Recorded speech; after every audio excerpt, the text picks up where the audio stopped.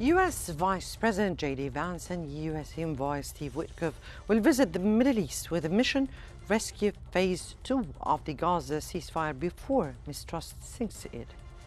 Fresh from Trump's 20-point deal, he will possibly push for aid, reconstruction, and an international force while navigating fallout from Israel's Doha strike that left parties furious and Hamas with fluctuating roles.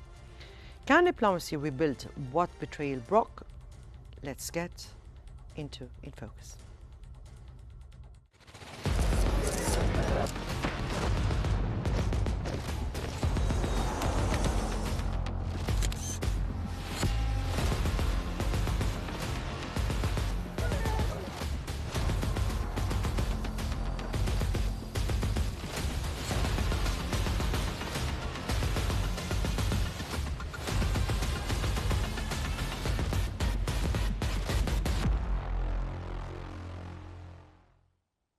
Politico has reported that the Israeli army violated the ceasefire in Gaza with air and artillery strikes, reportedly after the forces were targeted in the Rafah area, a claim Hamas denies. This escalation follows the identification of the remains of 2 detainees released overnight, further straining negotiations. Prime Minister Netanyahu ordered strong action but stopped short of threatening a full return to war. Simultaneously, the Israeli army is using the crucial Rafah crossing's closure as leverage to pressure Hamas to return more deceased detainees' bodies, impacting vital aid efforts. Despite the violence, talks have reportedly begun for the ceasefire's second phase, focusing on disarmament and post-war governance. The critical issues remain the exchange of deceased detainees and the full-scale up of humanitarian aid through the Rafah crossing. According to Axios, U.S. Vice President Vance's upcoming visit to Israel signals Washington's intent to expedite Gaza's truce full implementation. The visit, alongside other key U.S. envoys, focuses on overcoming obstacles and ensuring the deal's continued momentum, crucial for the stability of the region. The initial phase successfully saw the exchange of detainees and prisoners alongside an Israeli army withdrawal from parts of the Strip. However, tensions rise over the slow return of deceased detainees remains and the urgent need for a massive scale-up of humanitarian aid into the devastated enclave. The next crucial stages involve finalizing the withdrawal of the occupation army and establishing a technocratic Palestinian governance body as advocated by Hamas. Cairo and other mediators press for the full opening of the Rafah crossing and the start of immediate reconstruction central to the Palestinian cause.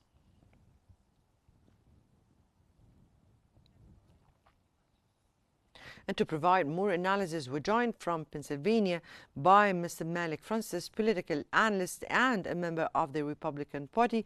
We welcome you, sir, here in Focus. And let me ask, can Phase 2 of Trump's Gaza plan survive when Phase 1 left some parties furious and Hamas variable decisions?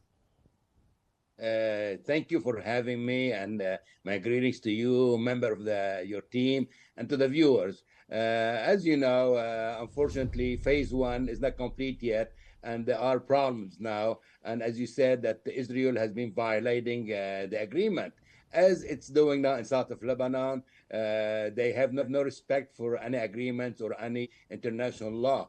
So President Trump wants the ceasefire to hold because it's his prize. That's the only thing he did within 8 months, because he claims that he stopped 7 wars, and now the war in Gaza, that's his 8th. We hopefully this one is the real one, and the president will put pressure if he could. A war criminal Netanyahu, because Netanyahu doesn't want to stop the war. He and his right-wing government, and he's trying his best. That's why he's using the food, unfortunately, as a weapon against the Palestinian, against Hamas. Hamas has been saying that they are remain. They don't know where they are, and they need heavy equipment in order to take them out. Secondly, before I forget, the terrorist from Hamas who executed Palestinian young man a few days ago should be brought to justice. That's a war crime. You don't kill your own people after 2 years of war and starvation. This is unacceptable, and hopefully in the future those terrorists from Hamas will be brought to justice because what they did, it's unbelievable, and it's hard to believe that someone will kill his own people after 2 years of war.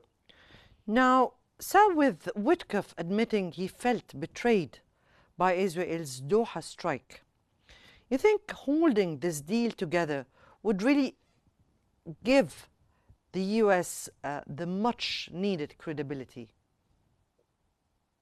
I think the Trump administration should be honest with all the nations that met in Sharm el Sheikh. He will have no credibility as of today. He has no credibility, unfortunately, if it's in Ukraine or in Russia or anywhere in the world. He has and he must force the Israeli government to honor the ceasefire agreement that was signed by him and President Sisi and others in Sharm el Sheikh. Our credibility, unfortunately, now it's as a joke worldwide. And as you know, President Trump changes his mind every 10 minutes. So hopefully this time he will follow up on his promises to end the war. And I sent him a letter and I told him there'll be no peace or just peace in the Middle East without having a independent Palestinian state. Now, why do you think Vice President Vance is sent at this very particular stage now? From your point of view, does this signal a kind of desperation or decisive momentum? I think Trump is trying to say that we are serious. That's why I'm sending Vice President Vance. But Vance doesn't help the situation. Witkoff has been a good job between the Israelis and Egypt and Qatar, and he understands the mentality of the Israeli because he's Jewish and the Arabs. Yes, but Witkoff is coming along with Vance. So we're speaking about both of them coming to the Middle East. But this time, J.D. Vance himself, the vice president. And maybe Jared Kushner, because they are looking for investment in the West Bank, in Gaza, after hopefully we'll have a lasting peace in that area. Vance is using it for a campaign later on. He will take a few pictures, and if he runs for president in 2028, he will claim that he did help bringing the peace to Gaza and to the Middle East. Because I don't think his presence is needed. As I said, Witkoff is the one who's doing it. When you have too many involved, unfortunately, there'll be problems because Vance has his own idea, Witkoff has his own ideas, President Trump and Kushner has his own ideas. Unfortunately, most of them are working for their own interest, not for the interest of the Palestinian people in Gaza or in the West Bank. Yes, but we're still speaking about an agreement that was signed, and that President Trump has said that it will last. He said it and confirmed it while signing the agreement. And we're speaking about the vice president along with the representative or the Middle East envoy coming together for this agreement to hold. If we're speaking here about if reconstruction in Gaza depends on disarming Hamas first, could this lead to the plan stuck before it even totally being accomplished? I think so. I think there was a mistake made by all the nations who met in Sharm el Sheikh. They should have met the day after Sharm el Sheikh to form an international peacekeeping force to be sent to Gaza. And they should have more Arab soldiers involved with Palestinian police that have been trained in Egypt to disarm Hamas, because Hamas is not going to disarm by itself, and they will refuse to give their arms up.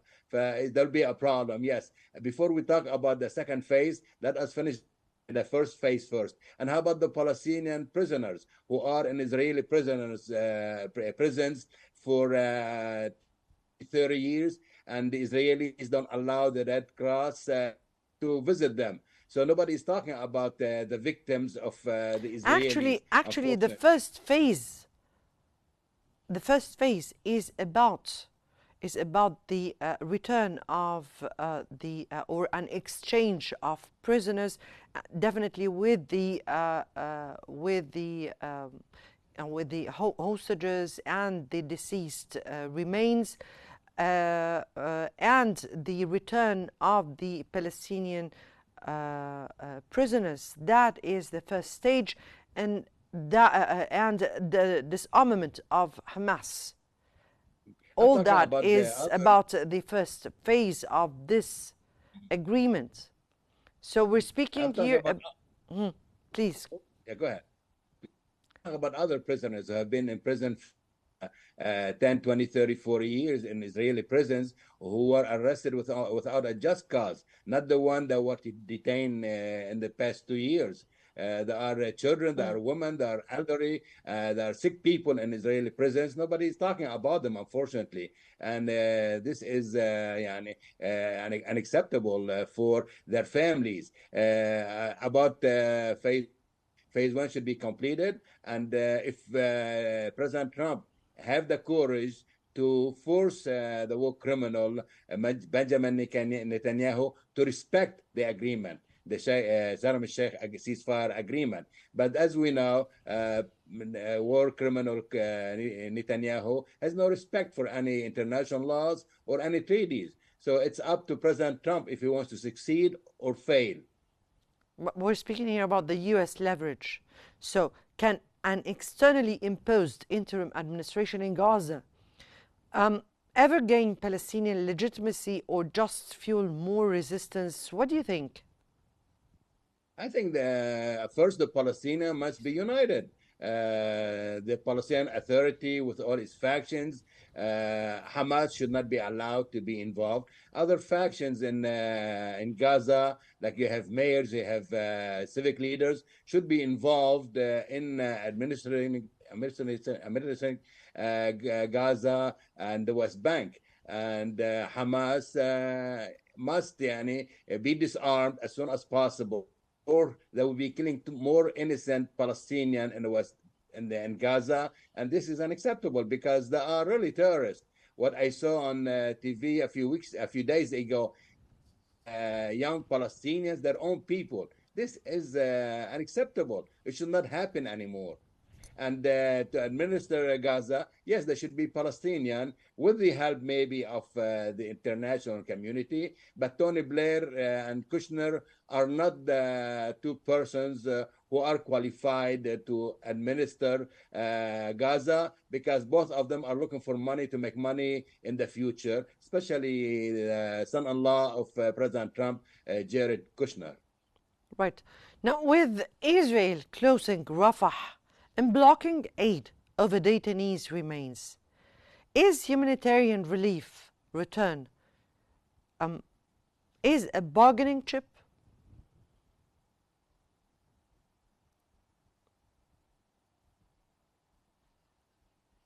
Hello? I didn't hear you, sorry. Again, let me here repeat the question. Israel Thank you. is closing the Rafah crossing and blocking aid from entering over the detainees remains issue. No, so is humanitarian relief here is a bargaining chip for them? Yes, it is, but it's a violation of the ceasefire agreement, and it's a war crime trying to starve all the Palestinians, because Hamas now is slow in returning the remains of the Israelis, and the Israelis know, United States know, everybody knows they are the remains after the rebels and maybe Hamas. have been really honest. They don't know where they are, or they need heavy equipments to get them out. So here I heard that the Egyptian government will be sending heavy equipments to help with getting the remains out. And phase one hopefully will be completed. Then we'll move to phase two. So, if phase one delivered only partial hostage return and Israeli broken promises, can phase two survive phase one betrayals? No, because the Israelis don't want to stop the war, especially the right wing, Benjamin Netanyahu, a war criminal. He knows only killing and destroying everything, and he only understands the language of war, unfortunately. So it's hard to really communicate with him. And Trump now has a golden opportunity to prove he is a man of peace. And if he does in the future recognize the Palestinian states, he may be eligible for Nobel Peace Prize that he wants and he's dreaming of. Right, that was Mr. Malik Francis, political analyst and a member of the Republican Party. We thank you so much for your special insights. And while Gaza's fate hangs in the balance, another front of diplomacy unfolds in Geneva, where parliaments, not presidents, gather at the IPU Assembly to turn words into action on Palestine, AI and Africa. But in a world of deep divides, can parliamentary unity still moves the needle? Now, Bahrain News Agency has highlighted that Arab parliamentary delegates convened in Geneva at the Inter-Parliamentary Union, chaired by Saudi Arabia, to coordinate their stance. The focus was firmly on the Palestinian cause, emphasizing unified Arab support for the rights of the Palestinian people and an end to the occupation. The Bahraini delegation stressed the urgent need for the IPU member states to recognize the state of Palestine and activate international parliamentary efforts. They highlighted the critical importance of immediately delivering relief and medical aid to Gaza as a humanitarian imperative. The coordinated Arab efforts underscores the commitment to advancing the two-state solution in line with international law. Arab parliaments aim to leverage global forums to champion their shared vision, reflecting a collective responsibility towards regional issues and challenges. Right, to shed more lights, we're joined from London by Mr. Mohsen Salamouni, political economist and professor. We welcome you, Dr. Salamouni, to In Focus, and let me here start by asking, can the Inter-Parliamentary Union, or the IPU, translate Arab parliamentary unity on Gaza into real economic leverage for the reconstruction? Good evening. I personally believe the IPU is a very weak organization, and is because they are putting policies, and those policies implemented by the government themselves. As we have seen during this conflict in Gaza and the killing of the Palestinian women and the killing of the Palestinian children there in Gaza, the United Nations, dictate, and they have said, and they've said that this is killing is it is a really genocide there, and they have also made, but none of the other country has implemented that.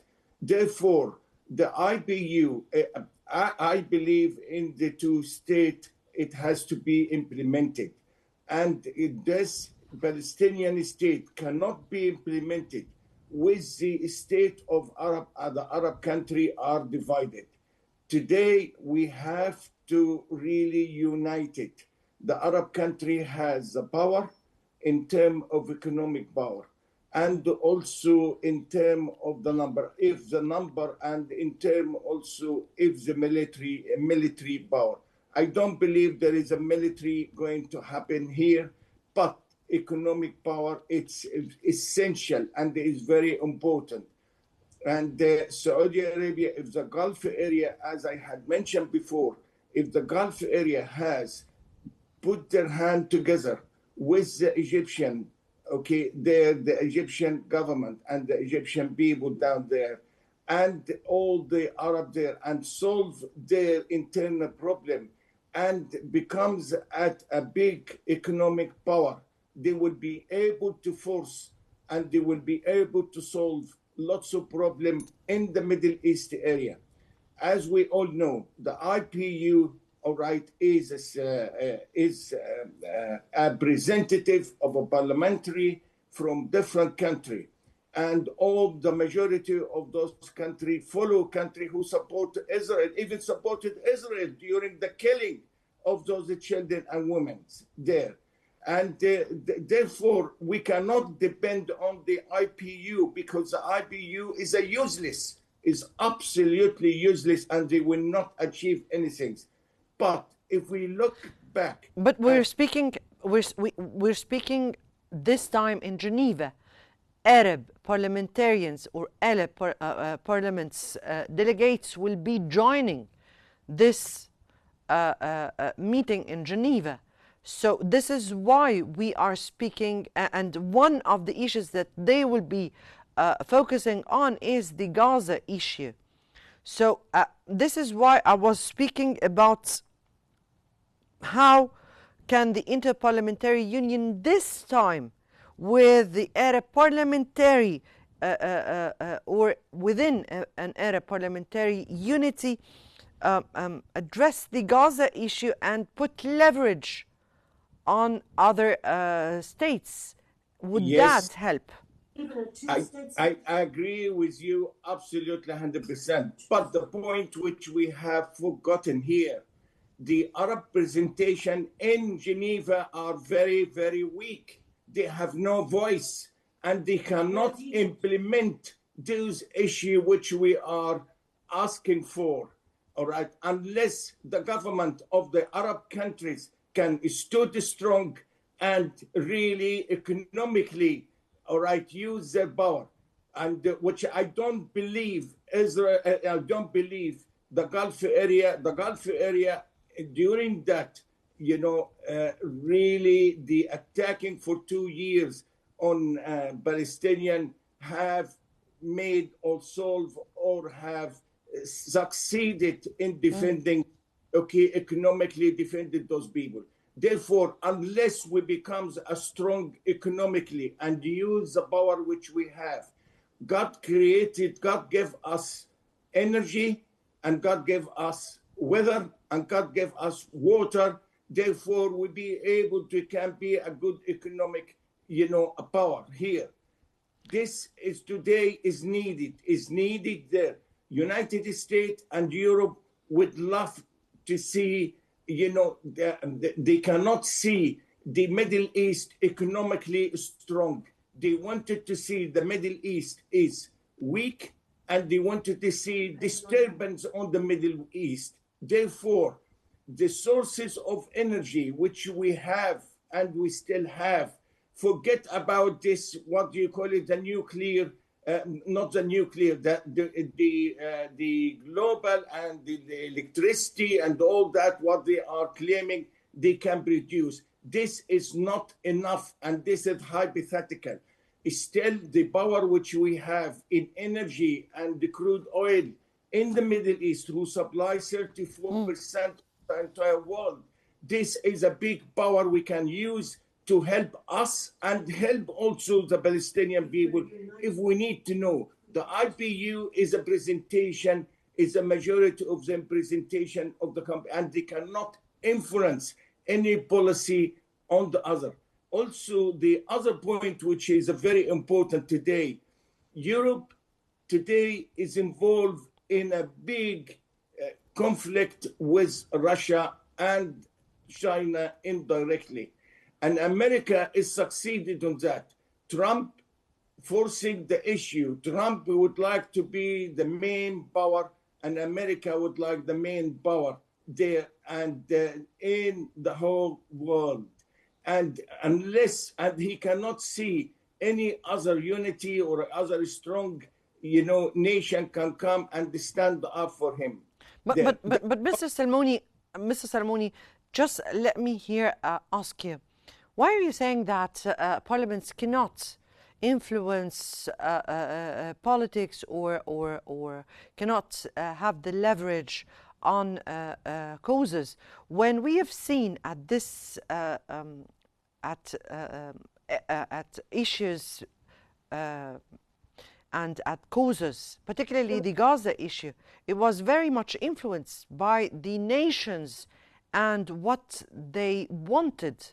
And parliaments should be the one who are addressing the will of nations. So why, from your point of view, wouldn't be influential enough to put pressures on the will of states? Because the Arab countries are weak enough. The Arab countries are weak. The Arab countries are not strong enough. And the Arab countries are afraid to speak, otherwise they will upset Mr. Trump.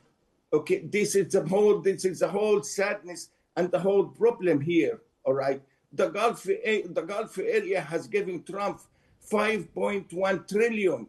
And in order to implement... Yeah, Mr. Salmouni, yes, but this is not the issue here. We're speaking here about.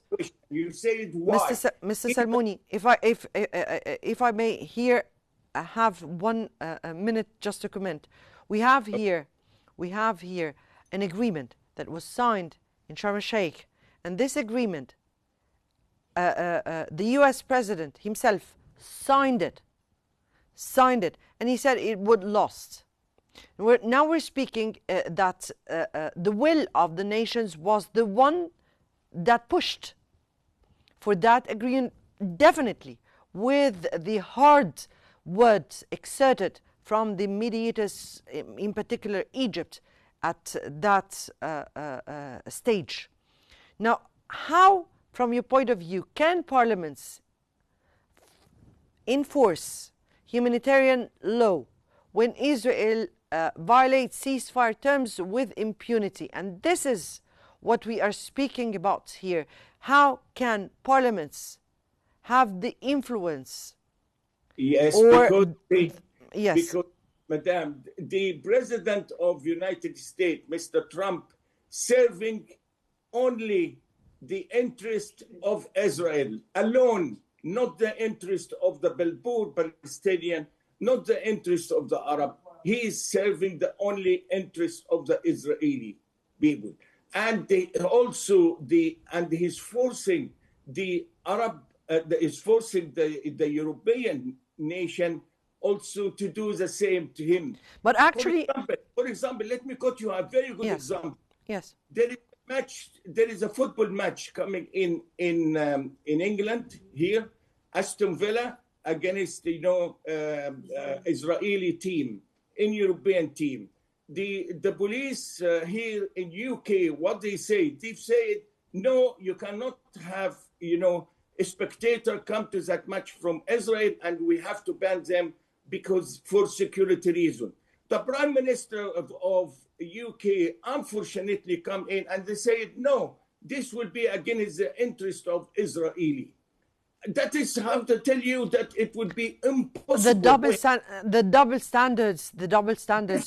We are all aware of the double standards that this has been ongoing for some times here. But we're speaking about an agreement, and this agreement was signed. And this time, the American president was able to put his leverage over Israel and make it accept such an agreement. And he came by himself and signed this agreement, and this time it's in. If it doesn't last, then we're speaking here about the credibility of the U.S. power at large, and part of that was the nation's ability and will to end such a crisis. So, from your point of view, the IPU, joined by Arab parliamentarians, they cannot be able to put some leverage over the US and over the whole world, and emphasize the importance of ending a real crisis? Because I tell you something, not politicians going to solve the problem of the Palestinian. But the people here, the European people, the student, all right, which I haven't seen in the Arab country, all right, are demonstrating and also forcing their government what they do, because the genocide which is going in Israel, those are the people here in UK, all right, and the people in Europe and all over Europe fighting for them, fighting for them. We need to be economically strong, united. The Arab and the Gulf area, the only country which is fight for the Palestinian, all right, it's Egypt. Egypt alone cannot do it, really. And that is why it is needed the Gulf area to be hand to hand in order to have achieved something peaceful and increment. And that agreement will never be implemented unless and the Gulf force it there, force America. Indeed. We cannot trust Indeed, and very clear, Dr. Mohsen Salmouni, very clear your opinion here, and that was Dr. Mohsen Salmouni, political economist, professor. We thank you so much for your valuable and informative analysis. And from Gaza's ruins to Geneva's chamber, diplomacy races against time, trust and division. Can words still forge peace where bombs have failed? You've been here watching In Focus, so many thanks for watching and good night.